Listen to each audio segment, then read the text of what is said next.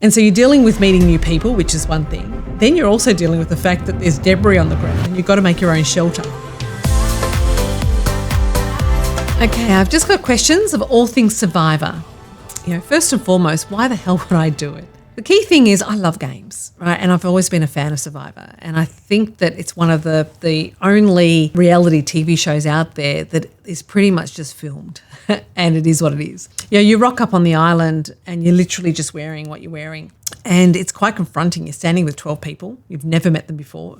They were complete strangers to me. I had no idea who they were. And so you're dealing with meeting new people, which is one thing. Then you're also dealing with the fact that there's debris on the ground and you've got to make your own shelter. And then on top of that, there's no fire. There's a pot and a machete. That's it. That's all you've got. There's no toothbrush. There's no brush. There's no plates. There's no spoons. There's literally nothing. But that's sort of part of the appeal as you go, okay, I'm going to be really relying on my own senses. So you're in the middle of building shelters, making friends, getting to know people. And then that first night, you can imagine you don't know these people and you just literally are going to bed or you're going to sleep. You wouldn't say bed because there's no bed. You're literally sleeping on either the beach or some bamboo. And suddenly with these people you've never known before, you are cuddling up because you're freaking freezing, right? Then you have these challenges and every day you look at these challenges, you go, today's the day I'm going to die, right? Because these challenges are really full on. The game itself of, because it's outlast, outwit, outplay.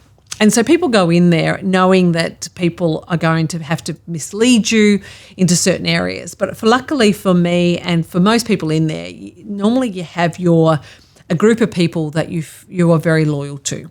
And so you go, everyone else I can lie to, but these people are my alliance and my buddies in the game. And I was really lucky to get someone called Pia Miranda, who is an incredible actress and who's now my very dear friend. I would say she's probably one of my best friends. She is someone who you get to know on a level that is from a whole new level. I've got friends, we actually went away last weekend to Noosa and there was a number of women all who played Survivor.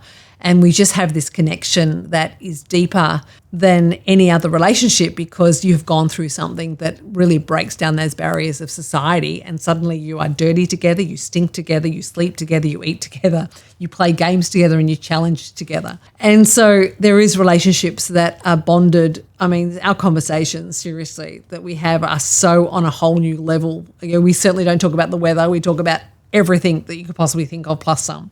And there's no topic that is off the table. Would I do it again? Look, in some respects, the answer is yes. And there's also the answer is no. It'd have to be a really compelling reason to do it again because it is something that is a wonderful thing to have ticked my box. But equally, there is nothing like being challenged on every single level. But for anyone who's ever interested in applying for Survivor, go for it. It is the best and the worst thing you'll ever do. And it's a show that I just hope continues for years to come. I'm a massive fan of it. But you'll have to watch this space whether I do it again.